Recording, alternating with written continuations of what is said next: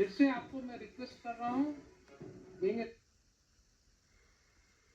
आप, क्योंकि पुलिस की वर्दी में इसलिए आपकी जांच नहीं होगी क्या? फिर से आपको मैं रिक्वेस्ट कर रहा हूँ, being a constitutional court, then that person no longer remains a police officer. Then he is a gunda in the ways of police. Then he may fall in the category of a terrorist. इनकी संपत्ति की जरा जांच कराइए। SHO की SC/ST act के नाम पर धमकी दे रहे हैं। वहाँ 197 क्या तीसरी का प्रोटेक्शन मिलेगा इनको? क्या आरोप है आपके ऊपर? सर कि मेरे प्रेजेंटेशन में वहाँ पर खड़ा होकर खाली करा दिया। आपने वहाँ पर खड़ा होकर के खाली कराया।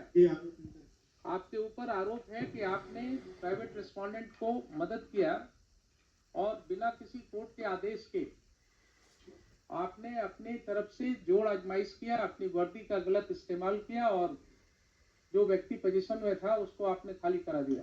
इसके लिए आपका क्या कहना है? सर ये सरासर सत्य है सर। ये 18/10 की बात है सर। उससे 10 दिन पहले मकान मालिक, ये सर रेंटर है जो यहाँ आरोप लगाए हैं। मकान मालिक सर 8-10 दिन पहले थाना पे आए हुए थे। इन लोग का मामला करीब 10 साल से चल रहा है खाली कराने को। इन लोग में किराया वाले लोग का विवाद है कि यहाँ मकान पर कब्जाती नहीं है। तो सर उसके बाद सेकंड पक्ष को भी थाना पर एक दिन मौका दिया गया कि आप आकर अपना पक्ष रखें। ये बोले कि हम इनसे मकान रजिस्ट्री करा लिया हमने, लेकिन कोई कागजात प्रस्तुत नहीं थे। 18 तारीख के उनको मॉर्निंग में याद है सर 8 या 9 के बीच में मेरे पास कि मकान खाली को लेकर दो पक्ष आपस में झगड़ा कर रहे हैं। तो निशा उस समय मॉर्निंग पेट्रोलिंग में थे। हमने उनको कॉल किया कि आप जाइए वहाँ पे विधि व्यवस्था को संचालित कीजिए और दोनों पक्ष को थाना पर ले जाइए। दोनों पक्ष थाना पे आ गए। वहाँ पर गए तो थोड़ा सा सामान दिख रहा था उस समय से दोनों पक्ष थाना पे आ गए। दोनों पक्ष से थाना में आता था मेरे द्वारा बताया गया कि सर कि अगर आपको कोई FIR करनी है तो आप आवेदन दें। उसके बाद उसी मोहल्ला से सभी लोग आ गए थाना पर। सर दोनों पक्ष को समय दिया जाए, जो केस नहीं करना चाहिए। फिर वो लोग आपस में बातचीत करने लगे। इसके बाद सर हम तो एक समझौता पत्र बना के दिए कि हम जो इसमें रह रहे थे कि 1.5 महीना में सर हम मकान खरीदे हुए हैं, तो उसमें 2 गवाह का साइन है। वो दोनों गवाह को हम प्रस्तुत कर देंगे। अगर वो बोल देंगे कि हम नहीं लिए हुए हैं तो हम खाली करके स्वतः चले जाएंगे।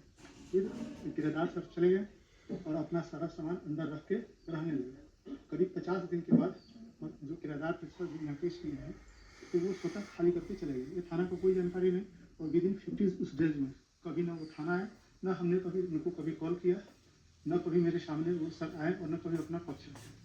और वो बगल में ही किसी के रूम में जाके शिफ्ट हो गए अपना सामान। मतलब सर वो भी शिफ्ट हो गए, लेकिन सुनते हैं 100 मीटर के अंदर में ही कहीं पर आ गए। उसके बाद सर वो पत्राचार करने लगे तो हमने दोनों पक्ष को 107 कर दिया। सर सही यही है। आपने जितनी बातें कहा वो सारी बातें रिकॉर्ड हो गई सर, मालूम है आपको? Yes sir, yes sir. तो ये बताइए कि ये कब से आपने जिम्मा लिया मकान मालिक और किराएदार को थाना पर बुला करके और खाली कराने का जिम्मेवारी शुरू किया लेकर? सर ये मेरे पर ये हम लोग क्या थी जानकारी में नहीं है सर कि दोनों झगड़ा करने लगे सर। और जिस समय दोनों अगर झगड़ा कर रहे थे तो कानून में आपके पास पावर था ना उनके ऊपर एक्शन लेने का। लॉ एंड ऑर्डर प्रॉब्लम्स अगर था तो आपको एक्शन लेने का पावर था। दोनों पक्ष तो आपने दोनों को थाने पर ले जाकर के ये खाली कराने की जो प्रक्रिया शुरू हुई ये क्यों हुआ आपके थाने में? सर न मेरे द्वारा खाली कराया गया है न मेरे द्वारा सामान निकाला गया है। दोनों पक्ष ही आपस में दीजिए साहब, कहाँ है पेन ड्राइव? पेन ड्राइव को जो प्ले कीजिए।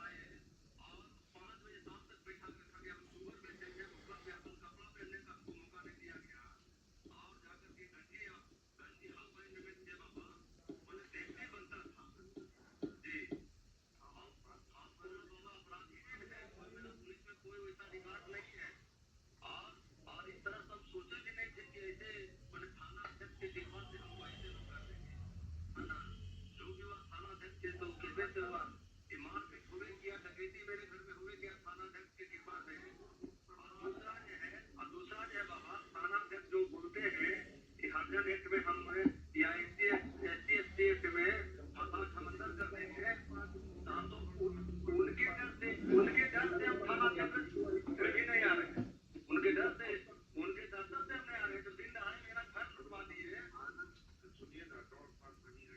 नहीं कैसे है बाबा? और थाना से समझाते नहीं हम। कोई बात हमको छोड़वाए, हमारा बीवी के ले जा रही थी खाना नहीं था मैडम।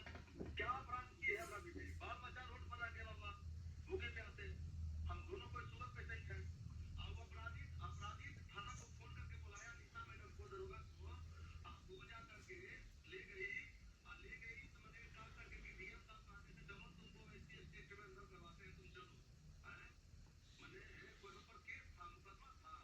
ठीक है, अगला कहा मेरा साइन नहीं है तो फोरेंसिक साइंस नहीं देते जांच के लिए भेज देते तो उसके तो हो जाएगा, पानी पानी हो जाएगा। कोई कह देगा 14 साल बाद कि मेरा साइन नहीं है